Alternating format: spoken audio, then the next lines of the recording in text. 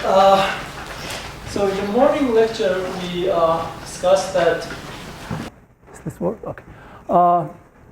We discussed that in two-dimensional space, the exchange group is not permutation, and instead it's given by the braid group, and braid group has non-trivial representations, not only 1 and -1, which are representations of the permutation group, but also anyon representations, which are one-dimensional representations, but with arbitrary phase, and also matrix representations, which are non-abelian anyons. But what are defining properties of anyons? In order to study anyons, we need to specify these three important properties. One is the fusion rule of anyons. What happens if we bring two anyons close to each other? What is the net outcome of this fusion? And we should also specify the quantum dimension of anyons. And finally, topological spin of anyons is a required information about anyons. We may need other informations, but for the purpose of this talk, these three will be enough. What is fusion rule? We have already encountered fusion rule in standard and elementary quantum mechanics. Imagine we are given two spin 1/2 particles. So if we get two spin 1/2 particles and we try to look at the system far away, what we see is just a single particle. We don't see two particles because they are very close to each other. And what we see from outside is a single particle with either spin 0, which is the singlet state formed of two spin 1/2s, or a triplet, which is a spin 1 representation. So if we take two spin 1/2s and bring them together, from outside what we see is either spin 0 or spin 1. And spin 0 is a non-degenerate singlet state, but spin 1 has three possibilities, so we call it triplet. And from this relation, we can also understand the definition of quantum dimension. Quantum dimension is the dimension of the representation of these objects. So what is the dimension of matrix representation for spin 1/2? We can represent spin 1/2s by Pauli matrices. So it's a 2x2 matrix. So the dimension d of 1/2 is 2. But quantum dimension must follow this fusion rule as well. We have two spin 1/2s, so the dimension of this Hilbert space, it's a tensor product. So dimension of this space is 2 times 2. What is the dimension of the right side? Singlet has, it's a spin 0, so it's just a number. So it's a number, dimension is 1. But spin 1, its representation is 3-dimensional. So 2 times 2 equals 1 plus 3, trivial. So important information here is that quantum dimension also follows fusion rule. And we have a similar behavior for anyons. For example, in the first lecture, we saw that if we take two vortices in P plus IP superconductor, then associated with this system, with these two vortices, we have a single zero mode. And that zero mode can be either occupied or unoccupied. If it's unoccupied, I represent that with identity, which means trivial charge. And if it's occupied, I represent that with F, because a fermion occupies that site. So sigma cross sigma equals 1 plus F. 1 is one state in the Hilbert space, and F is another state in the Hilbert space. Remember, this was state 0, this was the state 1. So what is the dimension for the representation of this sigma? Dimension of sigma squared must be equal to the dimension of 1 plus dimension of F. But these were just states in the Hilbert space. So d sigma squared must be 1 plus 1. So d sigma is just square root 2.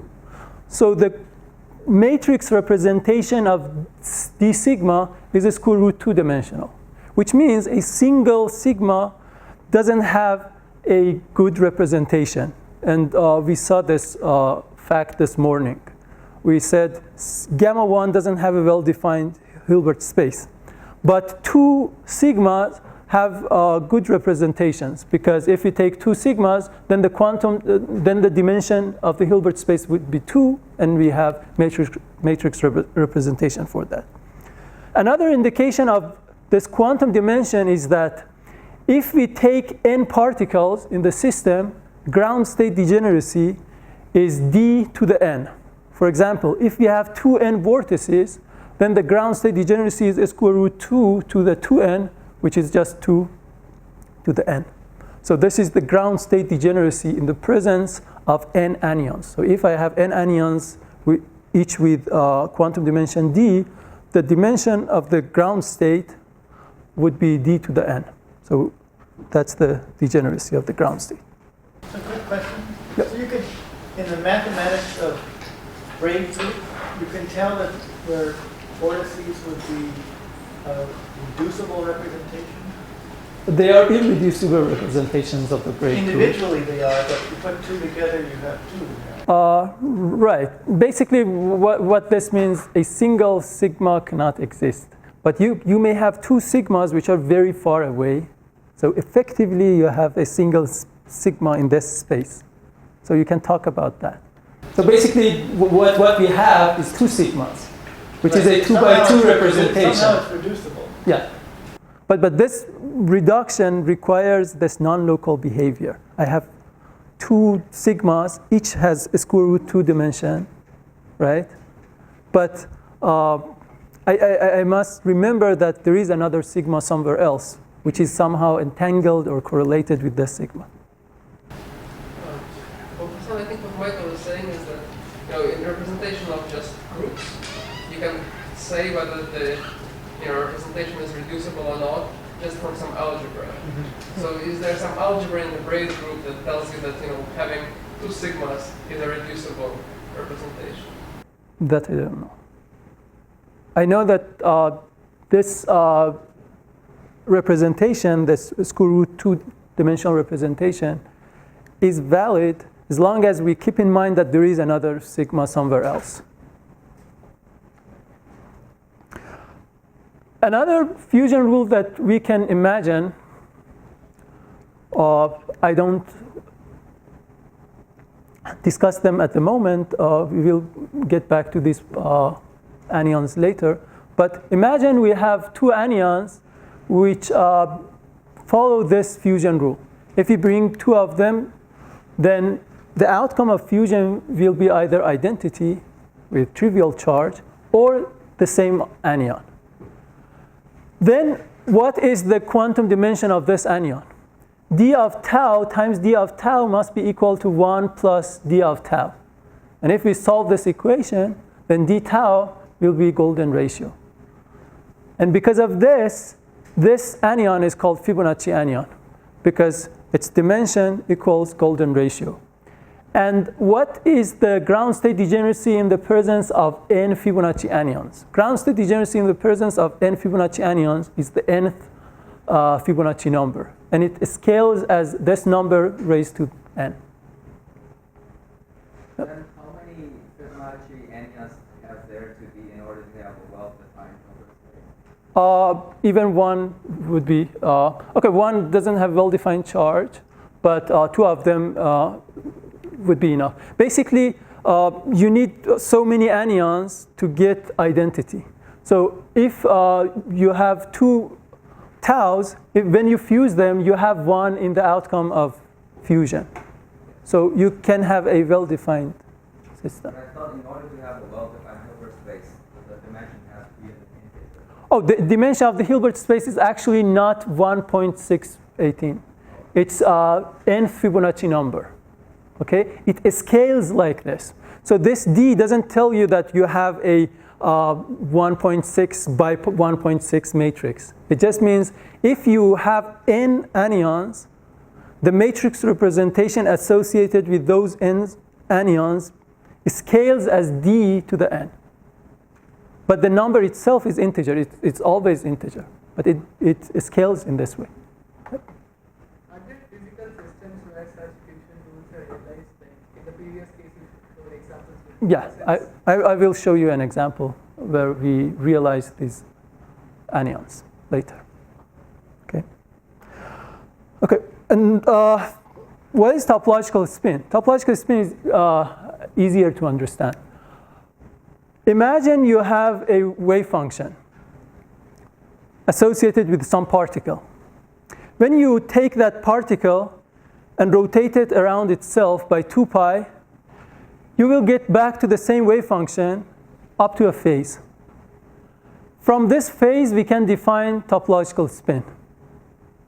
So topological spin is defined as this phase divided by 2 pi. For example, if you take a bosonic state and rotate it around itself by 2 pi, the phase of the wave function does not change, which means S is 0. It's consistent with what we expect. And if you take a fermion and rotate it by 2 pi around itself, you get a negative sign, which means S is 1/2. For other anyons, S can be fractional numbers. And by the way, S is defined mod 1. So all fermions have the same topological spin. Okay, so that was a part of the first lecture. Now let's go to the second part. So if I want to define say anyon, so I'll just define rather than plus 1 or minus 1, I'll associate some phase, right? Yep. Which will go to plus 1 or minus 1. Yes. Then how do I associate that with the earlier fusion rule that you defined? I will get back to that point later. But what it means, if you try to exchange tau at point I with tau at point J, it's equivalent to rotating these fusion outcomes. So the phase that you get is 0 if you are in this channel, if the outcome of fusion is this. The phase that you get is S of tau if you are in this fusion channel, and etc. So that has application in finding Brayton statistics for general case. So for the abelian and the non-abelian, do they have the same fusion rule? No, for abelian cases, fusion quantum dimension of abelian anyons is always 1. It has to be 1. So d times d is 1, right? Because d itself is 1. So the outcome of fusion cannot be more than 1. So when you take two abelian anyons and you fuse them, the outcome is another abelian anyon, because the quantum dimension must follow fusion rule. So they don't have branching rule. So the outcome is unique for abelian anyons. For non-abelian anyons, by definition, the outcome must be diverse. It cannot be just a single operator or single abelian operator. It can be single non-abelian operator.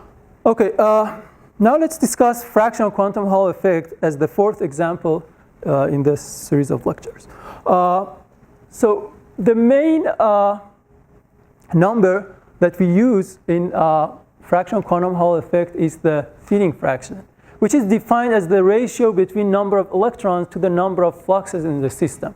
For example, in this case, the number of electrons is 1/3 of the number of fluxes.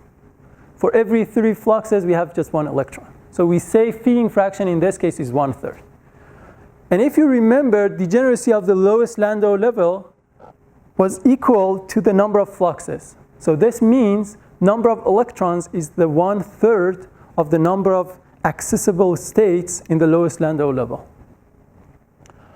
Okay, but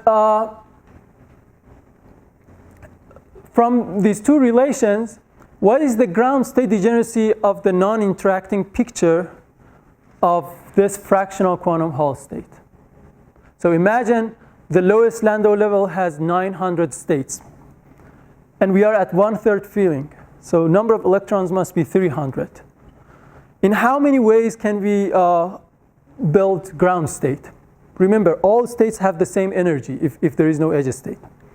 So energy would be, we have to choose 300 from 900 possible sites. So degeneracy is a very large number. It's very, very big. And we know that's not physical. For physical systems, ground state degeneracy cannot be infinite, cannot be extensive. It has to be some finite number. But we will see that when we turn on interaction, ground state degeneracy becomes finite. It's not infinite anymore.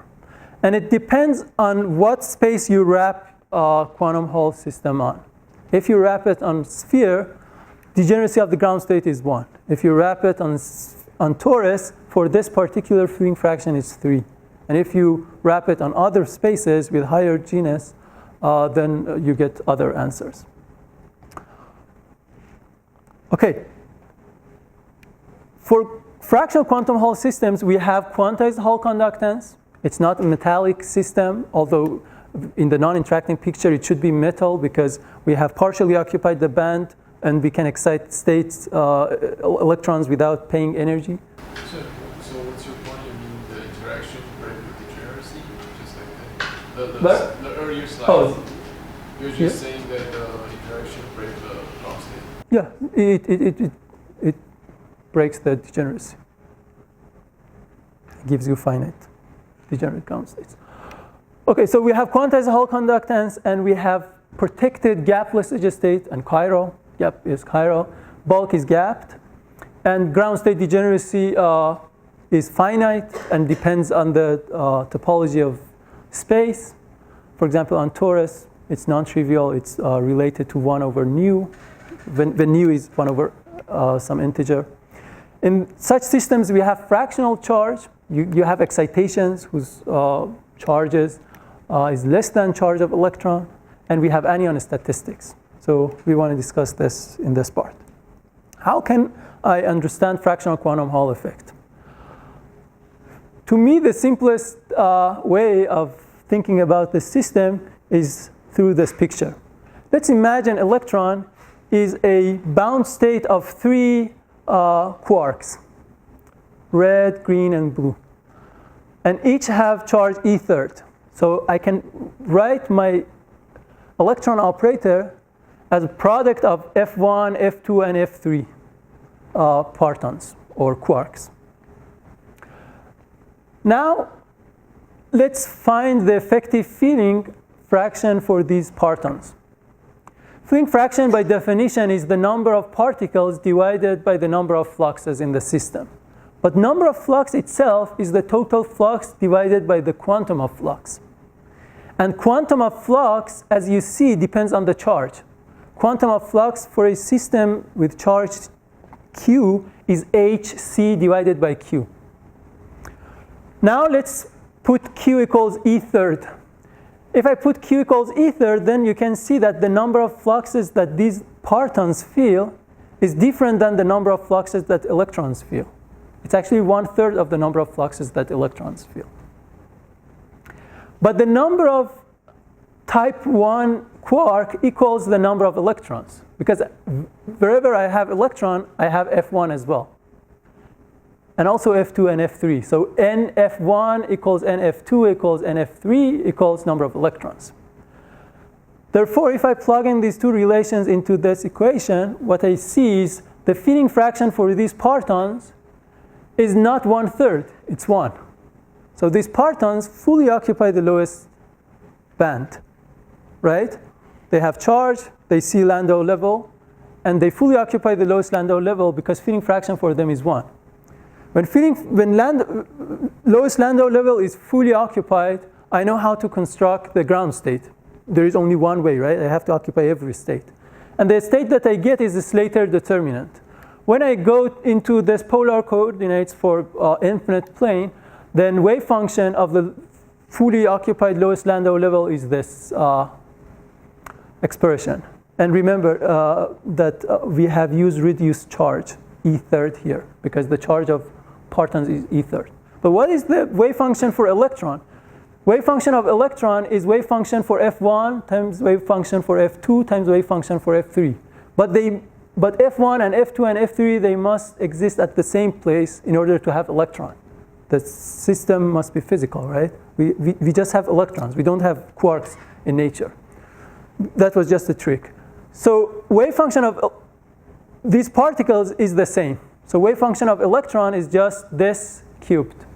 And if I cube it, then I get rid of this 1/3 factor here, and I get 3 here. So this is just the Laughlin state. Very simple way to obtain Laughlin state. How about the conductivity of the system? Yes, you had a question? So here you are thinking of all of them as independent particles, like this F1, F2, and F3? That's a good question. There will be like gauge fields arising because it will do transformations of each of them. They are not quite independent because I have put this strange constraint here. I have said that the wave function of F1 and F2 and F3 must be the same. So they are not quite independent. They are indeed strongly correlated to each other. But how did you write down psi of Fi as that particular wave function? Because of this definition. Right? Not just the wave function is the same, the coordinates are the same. Yeah, the coordinate is the same. That's right. The many-body wave function. Okay, how about the conductance of the system? We know that each parton fully occupies the lowest Landau level, so we are treating with integer quantum Hall state, right, for each of them. But we just discussed that the Hall conductivity for particles of charge q in integer quantum Hall case is n times q squared divided by h. Previously we had e squared divided by h, but if you followed those equations, you will get q squared in general case. So the Hall conductivity for partons is e3 squared divided by h. N is 1 because they occupy the lowest Landau level only. So this is the Hall conductivity. But we have 3 of them. What is the Hall conductivity of electron? It's just the sum of F1 plus F2 plus F3. So we get 1/3 times E squared divided by H. And in this way, we can obtain the Hall conductance. Okay, let's think about 1/3 Laughlin state from a different perspective, from the so-called Fintoris limit. This morning, we discussed that if we go to the Landau gauge, then energy spectrum can be easily obtained, and the wave function for the lowest Landau level is Gaussian along y direction and extended along x direction. And the center of oscillation or peak of this Gaussian depends on the momentum along x direction. So if m is 0, we get this Gaussian. If m is 1, this Gaussian, m2, and so on. Okay, Haldane has shown that the Laughlin wave function is exact eigenstate of this two-body Hamiltonian. So if we take this Hamiltonian and solve it, we obtain Laughlin state. This Laughlin is the exact eigenstate of this Hamiltonian. But what happens if I take this direction to be much smaller than this direction, Lx much smaller than Ly? When Lx is very small, the distance between these two peaks becomes larger and larger because the distance is inversely proportional to Lx. When Lx is small, distance is large. And the width of each wave function is constant. It doesn't depend on Lx. So in that limit, the overlap between these wave functions becomes smaller and smaller, which means interaction becomes weaker and weaker. Okay. If I go to that limit, in the limit that Lx is very small, this Hamiltonian becomes very simple. This Hamiltonian is just density-density interaction. So I get U10 times Ni plus 1, U20 Ni plus 2, which means if I occupy this state, I should not put electrons on this side and this side because there is U1 and U2 cost for this and this. But I can put electron here. So every other orbital is occupied. And in that way, I can get ground state. But, okay, so one ground state is 1, 0, 0, 1, 0, 0, and so on.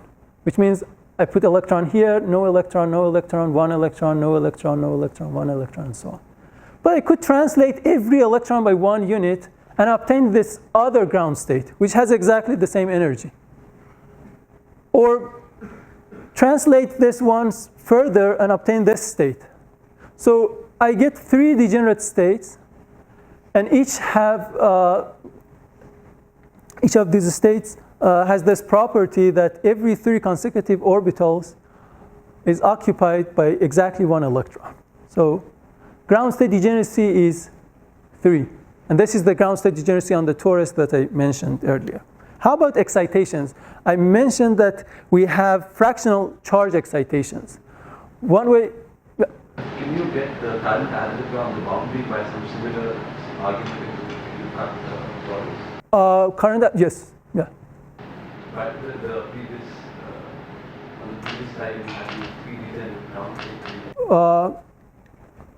If we cut the system here and here, you say, can we reproduce the CFT counting, like 1, 1? Yeah, we can. Yeah, it's not that difficult, actually, to get. Okay, how about excitations? So this is the ground state of 1, 0, 0, 1, 0, 0 type, everywhere. But now let's take some part of this pattern and replace it with a different pattern, with 0, 1, 0, 0, 1, 0 pattern. If I do this, then you can see that based on the Su-Sharifer counting, the charge that we get at the domain wall at this point and this point is fractional. How can we see that? Okay, let's count number of electrons in every 3 consecutive orbitals. For these 3, I get exactly 1 electron, then 1 electron, 1 electron, which means the charge that I associate with this part is 1/3, 1/3, 1/3. But here I have 3 consecutive orbitals with no electron, which means with respect to background charge, which is 1/3, I have ether charge excitation. Okay? It's a quasi-hole. And at the end of the domain wall, instead of having 1 electron, I have 2 electrons. So I have negative charge there. And the charge with respect to the background is minus e3. And for every other 3 consecutive orbitals, we have exactly 1 electron, except for those 2 points. But remember, the Hamiltonian had a cost for putting 2 electrons with distance 2. And the cost was U2. So the cost of this configuration is U2. And this means this state is an excited state with this much energy. And this is the bulk gap, actually. This is the lowest excitation energy that we have in the system. Okay. So we have 1 charge here and 1 charge here. And we can think about this pattern as creating 2 excitations on top of ground state. 1 excitation here and 1 here. In other words, we have 1 anyon here and 1 anyon here. But the anyon here has charge minus e3, anyon here has charge e3, or the opposite. And we could also put 0, 0, 1 pattern next to 1, 1, 0 pattern. And if we do that, then we can see at the domain wall, we have 2, 3 consecutive orbitals next to each other, which contain no electron. So these 3, they don't contain electron. These 3 also, they don't contain any electron. So the charge with respect to the background is 2e3. So that's the excitation charge. And at the end of the domain wall, the charge would be the opposite, minus 2e3. Okay, and we can consider this as creating anyon with charge 2. 2 here means charge is 2 times e3. 1 means 1 times e3. So we have created an anyon here with charge 2e3 on top of the ground state. And in general, we can see this rule. Okay, so from this simple picture, what we see is the following. When we say we have charge e3 excitation in quantum Hall system, it doesn't mean that we have some fundamental object with charge e3, something like quark. What it means is that if we inject 1 electron into the system, initially electron is somewhere. So the wave function of electron is has just a single peak where we put electron. Okay, so the wave function at t equals 0 has this shape. But as time goes on, this peak develops 3 other peaks. So at the end, for very large time, we actually have a wave function which doesn't have one peak. Or if you look at the charge density, for example, it has 3 peaks, which are very separated. And they don't talk to each other, they don't interact much with each other. So it's suggestive that we should look at this part of the wave function as an independent particle. So we have one anyon here, one anyon here, one anyon here. So this is the fractionalization. Yeah, so Abolhassan, I think this is a very dangerous picture, especially with your psi squared written there. Because if when I'm teaching quantum mechanics and I draw a picture of a single particle wave function with multiple peaks, it doesn't mean you'll find a fractional charge anywhere. It's just that a fraction of the time you'll find a full charge there. Right. This is the opposite, right? There actually is every time you'll find a fractional charge there, as opposed to some of the time you'll find a full charge. What I actually just noticed is that I didn't mean the wave function. What I meant was the density of charge. Yeah. If you follow density of charge, you will see this. And thanks for mentioning that. So, but analogy-wise, I understand things and the model is explained that they how well, but I still don't understand what's the original reason for this to for this fractional. For fractionalization? Yeah, what's the fundamental reason for that? Yeah. I mean, it just happens in the system. But if you want to, is there an intuitive way to understand? I guess this charge. Ground state degeneracy being 3 is suggestive enough because we can put 2 different ground states next to each other and we can see that the charge trapped between is quantized in terms of E3 instead of E. Okay, now let's discuss fractional statistics. Okay, we know that attached to every electron we have 3 fluxes, right? Because we are at 1/3 filling, to each electron we have attached 3 fluxes. So we can say 3 fluxes create 1 electron. But now let's take 3 fluxes and separate them. So we have 1 flux here and 2 fluxes here. So associated with this flux, the amount of charge that we have in this region is E3 instead of having the full electron. And 2/3 of electron has gone from this point to this point. So we have split electrons in 2 parts, E3 and 2E3, flux 1 and 2. And we can split this further and get 3 anyons, E3, E3, E3. This is the previous picture that I discussed. Okay, so n fluxes in general carry n E3 charge. Okay, this is one piece of information. Another piece of information that we need to compute this fractional statistics is the Aharonov-Bohm effect, which tells us that if we take charge Q around flux phi, one full circle, then the wave function changes sign, and the phase that it picks is, it changes by this phase, and the phase is related to charge and flux. It's the product of charge and flux. Okay, now imagine we have 2 anyons, one with, each of them carry charge NE over M, and we know that they are attached to this flux, right? So anyons are attached to quantum fluxes, to n quantum flux, 2 pi over E, remember, 2 pi over E when H bar and C are 1 is the quantum of flux. So we have n quantum of flux, it carries this much charge, and what is the statistics of charge and flux bound state? I mean this picture. So when we want to take this around the other object, this Q feels phi, so we get Q phi. And this phi also feels Q, we get another Q phi. So what we obtain is 2 times Q phi, but exchange is not full circle. exchange is half circle. So we must divide that by 2. So the final answer is Q times phi for exchange, for half circle. And because Q is proportional to n, phi is proportional to n, so if we exchange 2 anyons with charge Ne over m, sorry, m must be 3 here, because we have 1/3 Lofton state. Then theta would be n squared times pi divided by 3. If you have 1 over m Lofton state, then it's going to be n squared pi divided by m. So this is the statistics between 2 electrons, what we get here. How about topological spin? Imagine we have a single anyon, and we want to rotate it around itself by 2 pi. We have just one anyon. But that anyon has charge. And when it goes around itself, it feels its own charge.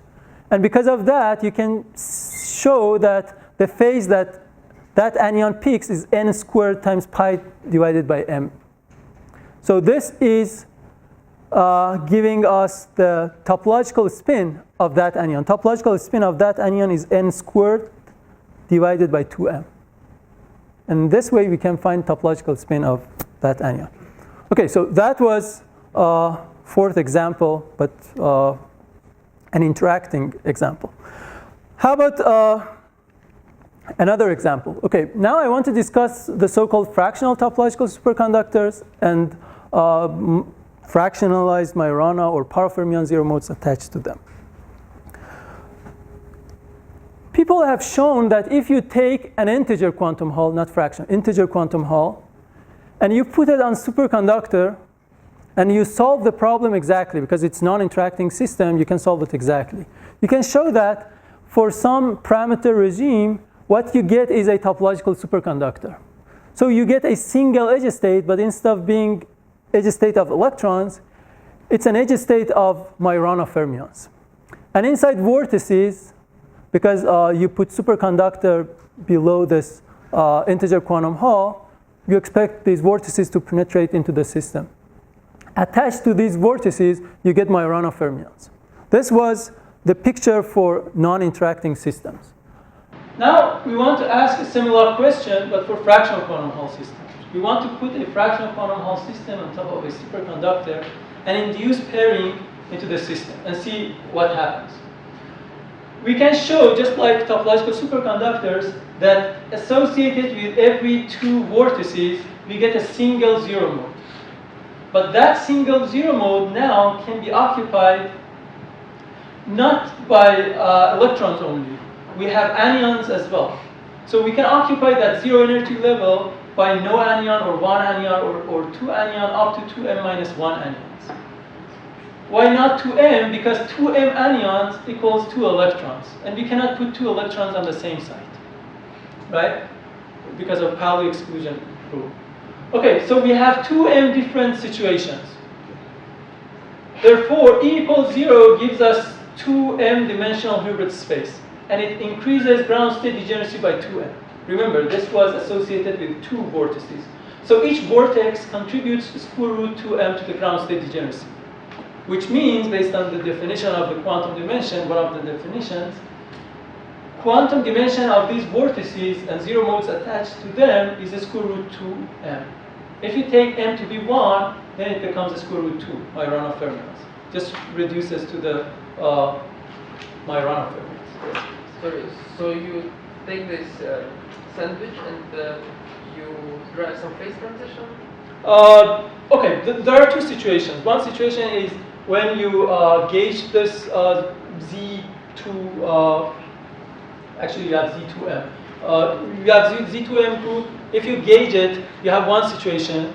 In that situation, you obtain U1 mod Z2 orbifold and you cross a phase transition. But if you don't gauge that, then you have confined vortices and there is no phase transition. So these are confined excitations in the system. So you have 2 situations. You either have excitations with this quantum dimension that are deconfined, they can be anywhere in the system, okay, and they have dynamics, or you don't trust a phase transition. You just inject Cooper pairs into the system, and you get localized and confined excitations, but with this quantum dimension. But I thought that if you just, weakly proximity couple a superconductor to nu equal 1 over m fractional quantum fold, you don't get this Majorana moves in the vortex. It should be big enough. That I agree. So you but whether or not the phase transition happens, or after phase transition you obtain a different phase, that's a different question. So we have two scenarios. One scenario is that phase transition happens, and the edge state is no longer U1, it's U1 mod Z2. That's one situation. Another situation is edge state is U1 mod Z2 plus condensation of current operator, which takes you back to the original U1, but plus these confined excitations. But anyways, superconductivity must be strong enough. That's why I'm asking this question. You can have a pure superconductor, you can solve the Rubov-Lejeune equation and find Majorana state. Can you solve something with the Rubov-Lejeune equations here? Okay, this problem cannot be solved exactly in that sense, but we can have some educated guesses. For example, we know that in the system we have, when you inject superconductivity, then the symmetry of the system is not U1. Electron number is not conserved. Electron number is conserved mod 2. And anyon number is conserved mod 2m, because you can inject 2m anyons into the system. And because of that, you have Z2m symmetry. And that suggests that the structure of the edge state must be reconstructed to be compatible with this new structure, with this new gauge symmetry. And from that, you can see that we need to insert twist operator in the system. Twist operators are basically these vortices. So we have some ways of thinking about this, but you cannot rigorously show that, just like P plus IP, that these zero modes exist and so on. But we have some educated guesses. Okay, yeah. And yeah, for m equals 1, the results are just equivalent to what we expect for topological superconductor. I thought that you can use some TQFT and you break the U1 symmetry with spontaneous spontaneous symmetry breaking, and you can get zero on the edge. I thought you can do that. I'm not sure the system. Could you repeat that? So I thought that you can consider like a effective like a topological conductor theory, and then you break the U1 symmetry spontaneously, and then you get the Z2M gauge symmetry, and then you can see the edge point. Yeah, that's somehow related to this. When you add pairing, you break that U1 down to this discrete group. You can also get those fractionalized Majorana fermions. In this case, we have a very, we can show more or less they exist, at least when you have only superconductor here, only ferromagnet here. When you have both here and there, it's less trivial. But anyways, in that case, you can also show that the same kind of excitations are trapped in this point and this point, these domain walls. And you get the same topological behavior for those power fermions.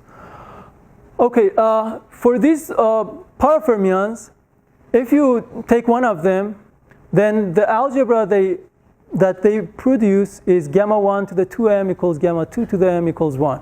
Remember, for Majorana fermions, gamma 1 squared was 1. So this is a generalization of Majorana fermions, and because of that, I call it fractionalized Majorana fermions. Some people prefer to call it power fermions. And gamma dagger equals gamma to the 2m minus 1. Again, if m equals 1, you get gamma dagger equals gamma. And and this is the commutation relation between gamma 1 and gamma 2. And the 2m dimensional Hilbert space that I told you can be constructed in this way. And Q can be measured by using gamma 1 dagger gamma 2 operator. Okay, now let's discuss the braid statistics of these operators. If I take two vortices, then associated with those two vortices, I have 2m dimensional Hilbert space. Hilbert space with no anyon, with one anyon, two anyon, up to 2m minus 1 anyons, right? And what if I exchange sigma I and sigma j? again, exchanging sigma I and sigma j is like rotating these operators by 2 pi.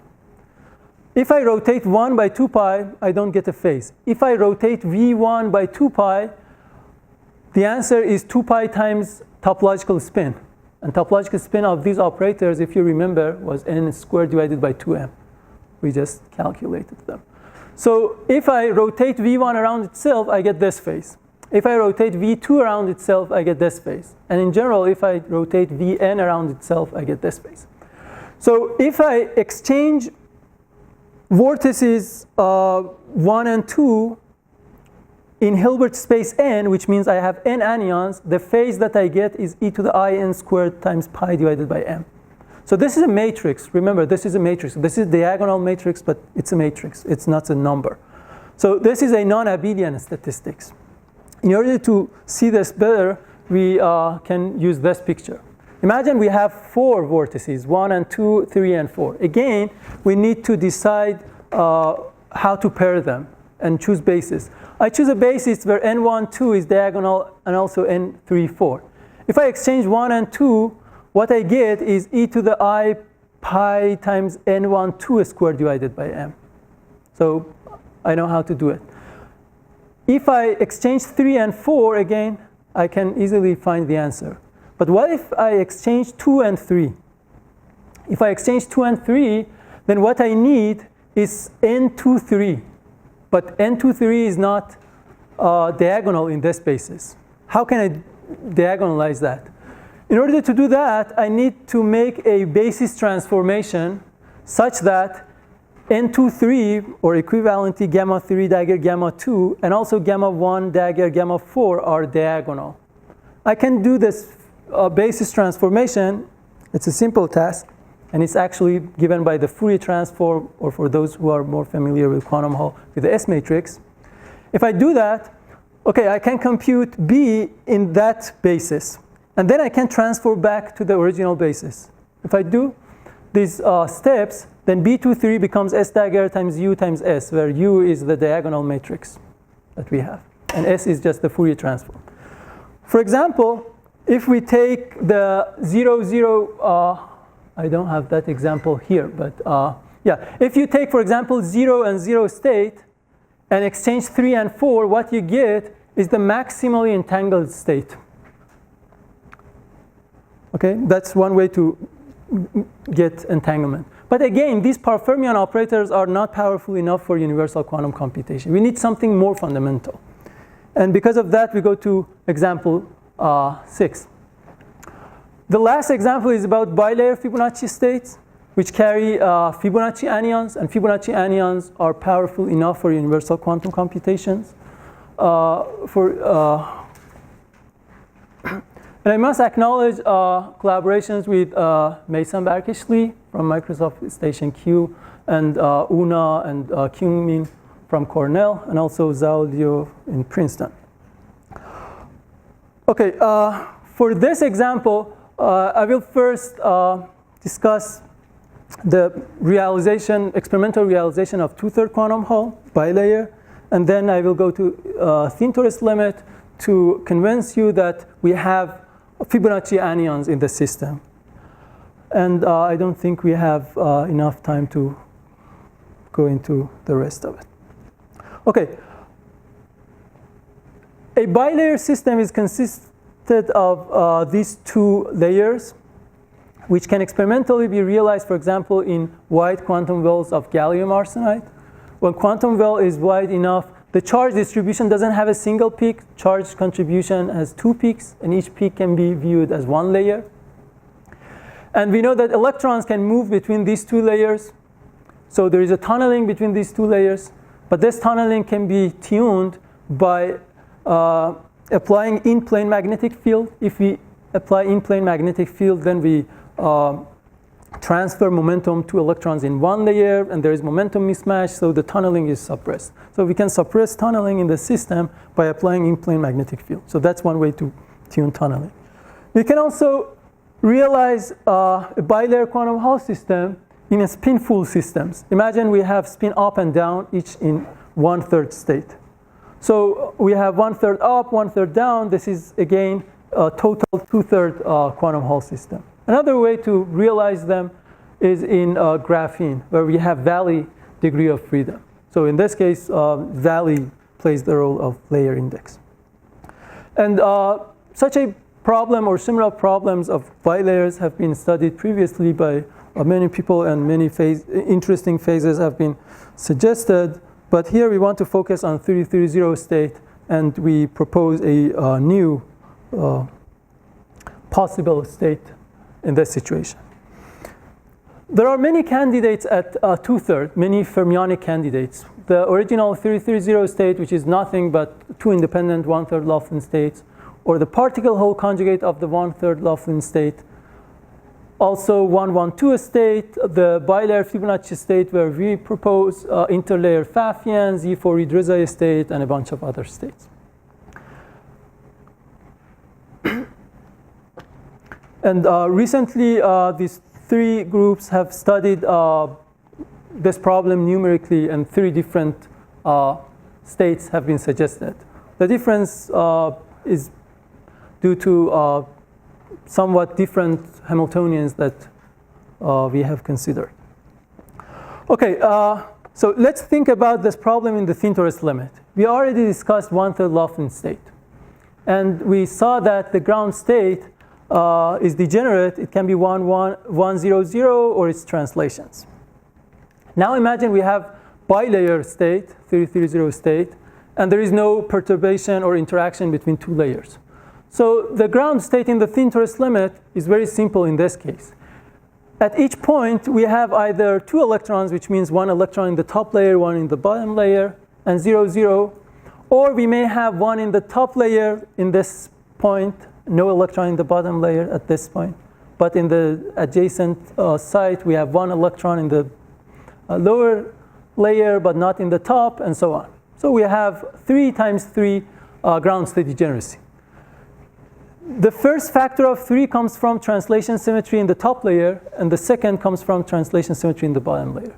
So ground state degeneracy equals 9 can be fully explained due to translation symmetry of the Hamiltonian in the thin torus limit. Now imagine we have a state whose thin torus limit is given by these 6 states. Instead of 9, we have 6 states. What are these states? One is 2, 0, 0, which means we have 2 electrons on the same site but in different layers. And we have 1, 1, 0. 1, 1 now means spin singlet between this point and this point. So electron is in the top layer, in the adjacent place is in the bottom layer, minus the opposite. And we don't have the, let's assume the triplet state is, has higher energy, so we don't have it. So ground state is formed only of these 6. Only this statement by itself should give us Fibonacci anyons. Why? Because 6 equals 3 times 2, right? 3 comes from translation symmetry. In this situation, we don't have translation symmetry in each layer. We just have overall translation symmetry. So because of that, we get factor of 3. How about 2? 2 must come from the non-abelian sector. It cannot come from abelian sector, because if it was abelian sector, we can easily rule that out. But if it was an abelian state, it should be either 3 or 6 or 9 and so on. Okay, so we have a non-abelian sector with 2 quasi-particles, because ground state degeneracy on torus equals the number of quasi-particles or anyons. We have 2 anyons, but one of the anyons must be 1. The other anyon, let's call it x. So x times x cannot be 1, because we just said x is non-abelian. So because x is non-abelian, x times x is either, it's just 1 plus nx. This is the only thing that we can get. But in quantum Hall systems, n is always 1. At least I have never seen any other example. So if we take n to be 1, then x is just the Fibonacci anyon. X times x equals 1 plus x. Find its quantum dimension is just the golden ratio. How can we see this? It's very simple. Let's just use the domain wall construction that we just discussed. I want to excite I want to start from 2, 0, 0 ground state, for example, and I want to excite it at this point. And I want my excitation to carry charge ether. How can I do that? How can I excite 2, 0, 0 state to get ether charge? You can put any state next to 2, 0, 0. And the only state that gives you ether charge is 1, 1, 0. Why? Because in every 3 consecutive orbitals, we have exactly 2 electrons, except for this point, where we have just 1 electron instead of 2. So with respect to background, we have ether charge trapped here. And if I tell you, what should I put at this point to obtain ether charge? We have 2 choices. We can put either 0, 2, 0 pattern next to this to get ether charge, because in this box we have only 1 electron instead of 2. Or we could put 0, 1, 1. Because if I put 0, 1, 1, I get this box, which contains 1 electron. So I have 2 choices. And after this, I have, again, 2 choices. So you can do this game and count it. So for 2, 0, 0, if there is no excitation, I have just 1 pattern. And let's multiply that by 6. At the end of the day, multiply everything by 6, because we have this different sectors. I just focus on this sector. If I have only 1 excitation, how many patterns do I have? I have just 1 choice, because I start with 2, 0, 0, and then I put 1, 1, 0. But if I have 2 excitations, 1 here, 1 here, then I have 2 choices, because I can go through this path or go through this path. If I have 3 excitations, I have 3 choices, because I can go through this path or this path or this. So ground state degeneracy up to this point is 3. If I have 4 excitations, then ground state degeneracy is 5. And you can do this game. It's 1, 1, 2, 3, 5, 8, 13, right? 21, and so on. So it's just the nth Fibonacci number. So if I have n excitations, it's just nth Fibonacci number, which means it grows as golden ratio raised to n when n is large. In other words, the excitation that I have created here is related to Fibonacci anyons, because it has that quantum dimension. We can put this on a more formal basis and construct the so-called adjacency matrix, which is very simple. It tells us, okay, if I take 2, 0, 0, what can I put next to 2, 0, 0 to get ether excitation? Only 1, 1, 0. But for 1, 1, 0 itself, I can put 2 patterns, 1, 0, 1, or 0, 2, 0. And then what is the ground state degeneracy? You can easily convince yourself that ground state degeneracy is trace of this matrix raised to the number of excitations, which scales as the largest eigenvalue of this matrix raised to number of quasi-holes. And the dominant eigenvalue of this matrix is just the golden ratio. So that's another way of seeing that. How about neutral excitations? I can find a neutral excitation with the same quantum dimension. Okay, if I take 2, 0, 0 state and I want to put another configuration next to it, which doesn't carry charge at the domain wall. In order to answer this, we can use this trick. Let's consider 2 as having 2 hardcore particles at that point. Send one of them to the right and one of them to the left. If we do that, then we obtain a new pattern. But if we put that pattern next to this, we don't trap charge. Okay, if I put one of the electrons on this place and one on this place, what I get is 0, 1, 1. Okay, so there is only one way of doing that. But how about 0, 1, 1? For 0, 1, 1, I can take this particle and send it to the left, and this particle and send it to the right, which gives me 2, 0, 0 pattern. Or I can get this one and send it to the right, and this one send it to the left, which gives me this pattern. So I have 2 choices. And for this case, I can construct the adjacency matrix, which is already block diagonal. And you can easily solve it. Okay? And the largest eigenvalue of this adjacency matrix, again, is 1 plus square root 5 divided by 2, golden ratio. So again, this is Fibonacci anyon as well. And you can show that because we have 6 degenerate ground states, we have 6 quasi-particles, 3 of which are abelian, because I told you the ground state degeneracy is 3 times 2. 3 comes from abelian sector. So I have 3 abelian particles, 1, V1, and V2. And I have a non-abelian quasi-particle tau. So my other states are tau times 1, tau times V1, and tau times V2. So I have 6 quasi-particles, and they have this fusion rule. All right. And we can also use Parton construction to get these states, but I will not discuss that. We can also use the coupled wires construction and obtain the same result. And we have numerically studied this problem. Any interaction in two-body interaction can be expanded in terms of the so-called Haldane pseudopotentials. And for example, we can take the Coulomb interaction and project it to the Landau level and obtain the results. This is the phase diagram, and you see that for big region we have a 6-fold degeneracy. We have measured different properties like entanglement properties and quasi-hole counting or particle entanglement spectrum, and many other measurements, and they are all consistent with the predictions of the Fibonacci state. We have also found a wave function overlap. Wave function overlap with any candidate state is very small. Except for the interlayer Pfaffian, it's not very small, but it decays with increasing number of particles. So it becomes smaller and smaller.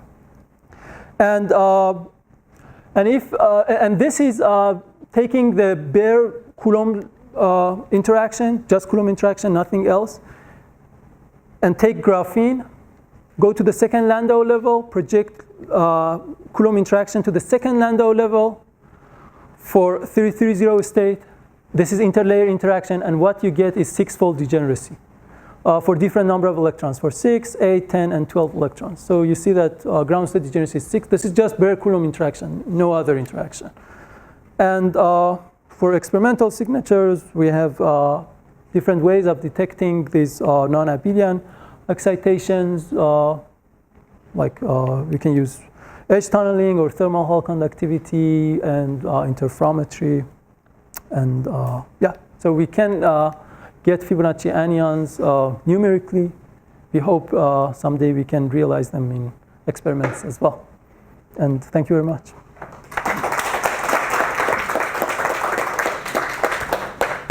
All right, we're a little shy on time, but are there any questions? So the torus, if you compute the momenta, do they match? Like we have an idea for which momenta. Oh, you mean the momentum polarization? No, not the center of mass, but the momentas in the reduced Brillouin the two states, two non-abelian states. What do you take out the center of mass momentum? Oh, I see. The two states at the same center of mass momentum. That's right.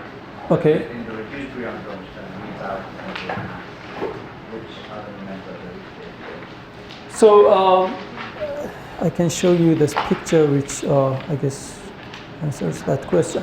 So, for example, for 12 electrons, we see the two at zero momentum sector.